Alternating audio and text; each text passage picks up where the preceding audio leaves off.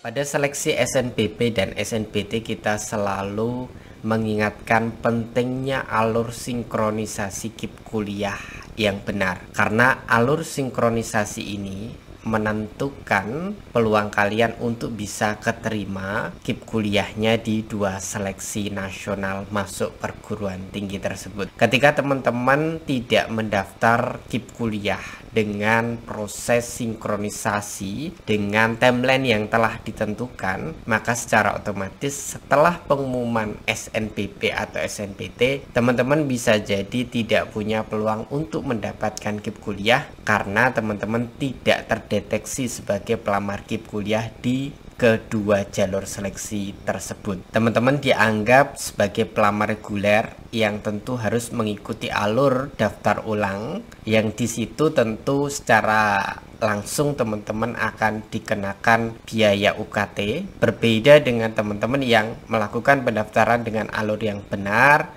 sudah sinkronisasi di jadwal yang ditentukan. Mereka yang mendaftar dengan alur tepat tentu akan mendapatkan fasilitas gratis UKT. Sedangkan kalau kalian tidak sinkronisasi dengan alur yang benar, kalian dikenakan UKT dan baru diberikan kesempatan untuk mendaftar KIP kuliah setelah bayar UKT. Itu pun ketika kuota KIP kuliah masih tersedia, kalian boleh apply KIP kuliah. Tetapi ketika kuota KIP kuliah misalnya di jalur seleksi tersebut itu sudah habis, maka teman-teman yang mendaftar dengan alur yang salah atau dengan proses sinkronisasi yang salah, secara otomatis tertutup peluangnya untuk bisa mendapatkan beasiswa ini. Nah, bagaimana alur sinkronisasi KIP kuliah di jalur seleksi mandiri PTN? Mengingat beberapa PTN sudah membuka seleksi di jalur mandirinya, dan di beberapa PTN itu terindikasi diyakini menyediakan kuota KIP kuliah bagi teman-teman yang keterima di jalur seleksi itu,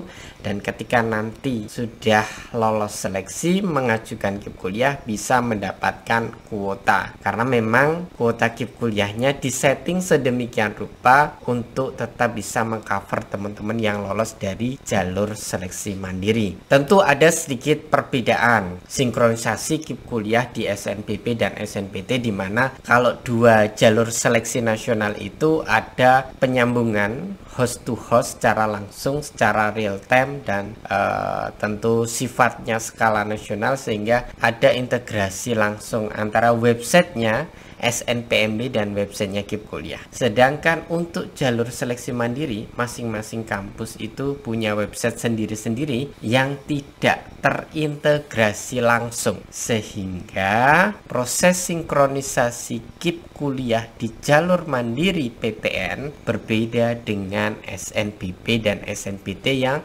ada tenggat waktunya. Untuk teman-teman yang mau daftar di seleksi mandiri PTN, kalian cukup mendaftar di websitenya sesuai dengan ketentuan yang ada di website kampus masing-masing. Nah, untuk proses pendaftaran di websitenya KIP kuliah menunggu setelah rilis jadwal seleksi mandiri PTN di websitenya KIP kuliah, dan itu biasanya setelah pengumuman UTBK SNBT atau biasanya di bulan Juni, bahkan bisa jadi di bulan Juli. Pendaftaran di websitenya KIP kuliah untuk jalur mandiri PTN cukup kalian memasukkan nama kampusnya dan prodinya. Kalau misalnya pendaftaran jalur mandiri PTN-nya dibuka sekarang, ya udah nggak apa-apa, karena sekarang kan belum bisa memasukkan nama kampus dan jurusannya di websitenya KIP kuliah.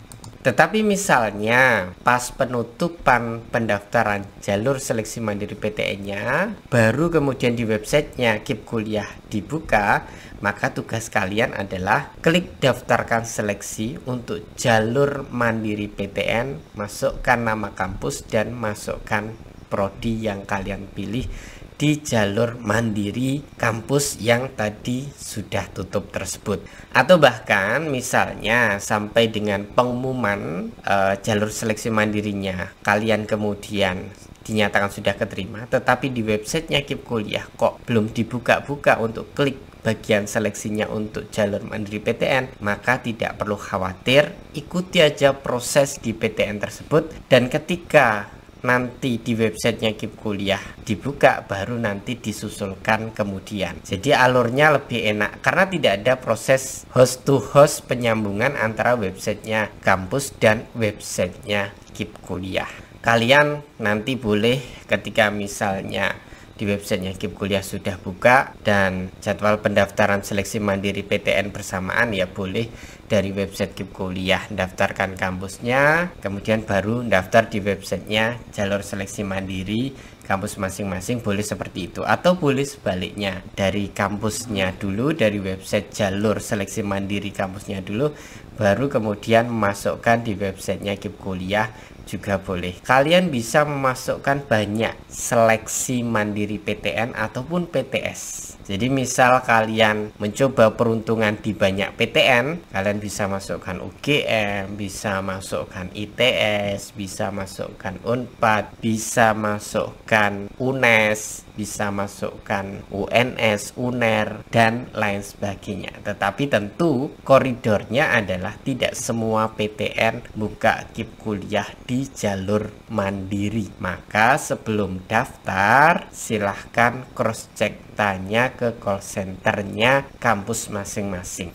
Kira-kira ketika nanti saya keterima, apakah ada peluang bagi saya untuk mendapatkan KIP Kuliah, ataukah memang kuotanya sudah habis sehingga KIP Kuliah tidak disediakan di jalur mandiri PTN yang saya tuju. Jadi jangan sembarangan daftar jalur mandiri kalau pengen dapat KIP Kuliah. Tapi kalau nggak pengen atau memang punya sumber pembiayaan sendiri, ya nggak masalah. Kalian boleh daftar di jalur mandiri PTN manapun.